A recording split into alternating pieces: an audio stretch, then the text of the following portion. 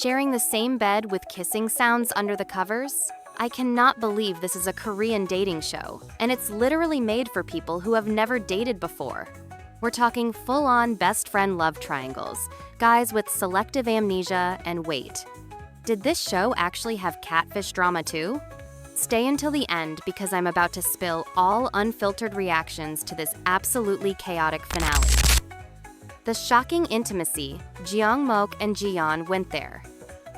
Listen, I thought I was prepared for some hand-holding and maybe an awkward hug, but JEONGMOK and JIYEON said, "Hold my soju," and proceeded to give us the most intimate moments I've ever seen on Korean reality television.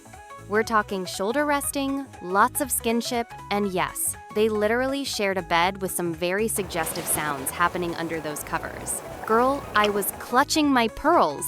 JIYEON absolutely came through as the boldest contestant this season. I initially pegged her as the female version of JAEYOON. You know, shy and reserved. But nope. This woman knew what she wanted, and she went for it. She was clearly the one leading their relationship, making moves while JEONGMOK was still figuring out which way was up. The way she initiated physical contact and created those intimate moments? Chef's kiss. They were basically dating within the show, treating it like their own private romantic getaway. Honestly, these two were giving me serious, we're already planning our wedding energy. The level of comfort and natural chemistry they had suggests they're probably the only couple who's actually going to last post-show.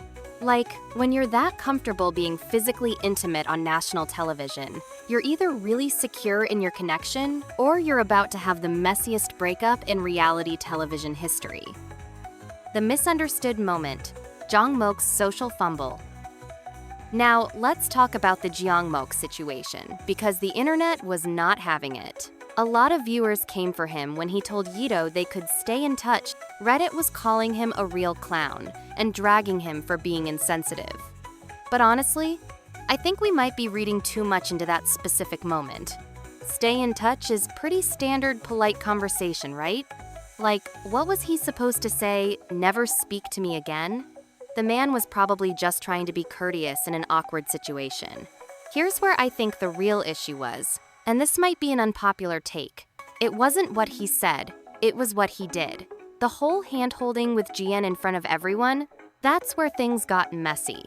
There's a saying, out of sight, out of mind, but when you're openly displaying affection with your chosen person right in front of the other contestants, that's just, ouch. Like, imagine being YIDO or MINHONG and having to watch the person you were interested in be all coupley with someone else. The physical displays of affection were probably way more hurtful than any awkward goodbye conversation. Sometimes it's not about malicious intent, it's about emotional awareness. And maybe JEONGMOK just didn't realize how his actions were affecting the other women in the house. The redemption story, JEON'S glow-up was everything. Can we please take a moment to appreciate JEON'S absolute glow-up this season? This man went from diving into grass to hide from women, which iconic behavior honestly, to actually working on himself and showing genuine growth. Like, the character development was chef's kiss. While everyone else was caught up in the drama, JEON was over here doing the real work, actually learning about himself and what he wants in a relationship. The way he handled his situations with maturity and self-reflection, we love to see it. He proved that the show's original concept, helping people learn to date, actually works when someone commits to the process. The memory loss scandal, SEUNGLI'S selective amnesia. Speaking of men who need to do better, SEUNGLI. This man really forgot Jisoo's traumatic story even when he was stone cold sober? The audacity! The Reddit users were absolutely dragging him for this, and rightfully so. One comment pointed out that he was treating Jisoo like a prize to win, rather than a human being with feelings and experiences. The psychological analysis from viewers was spot on. This dude was operating on autopilot, giving generic responses without actually listening. It's giving, I'm just here for the experience, not the connection energy. And that's not cute on anyone.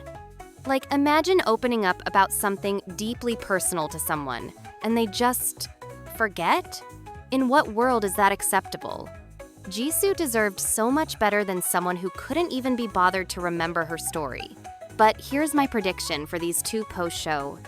Honestly, they should probably date other people first. Both of them need more dating experience to grow as individuals, and that's totally valid.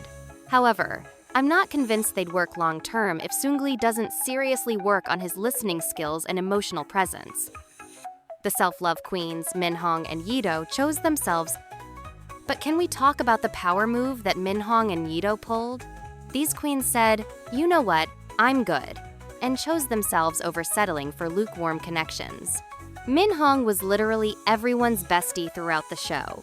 She was the supportive friend who became everyone's emotional anchor. But what really got me was how she handled the let it out session. Instead of being bitter toward JEONGMOK for not choosing her, she actually rooted for him and JIYEON. That level of emotional maturity and grace? Absolutely brave and respectable. She knew her worth and wasn't about to let disappointment turn her into someone she's not. Now, YIDO's situation hits different, because girl went through all the emotions in just 7 days. The way she said she wouldn't meet JEONGMOK after the show, I don't think she's completely over him yet, and that's totally understandable. It feels more like she's setting healthy boundaries for herself, like, I know I'm not ready to be just friends, so I'm protecting my peace instead of torturing myself. Sometimes the strongest thing you can do is admit you're still healing and create the space you need to do it. This was honestly one of the most realistic parts of the show. In real life, sometimes the best choice is no choice at all. The fact that the show allowed this option instead of forcing fake connections shows they actually cared about the contestants' well-being. The missing persons case, where were SEUNGCHAN and MIJI? Okay, but can someone please explain to me what happened to the game changers? SEUNGCHAN and MIJI were supposed to shake things up, and instead they got the editing room treatment. Did they offend the producers? Did they refuse to create drama? Were they too normal for reality television? The viewers were pressed about this, and honestly, same. You introduced these people as potential relationship disruptors, and then nothing? It felt like the producers forgot they existed. Some Reddit users were speculating they got edited out for being dishonest about their dating experience, but we'll probably never know the truth. It was such a waste of potential storyline. Like, give us the chaos we were promised, or don't tease it at all. The final thought. Honestly though, major props to the producers for delivering such a refreshingly honest dating show.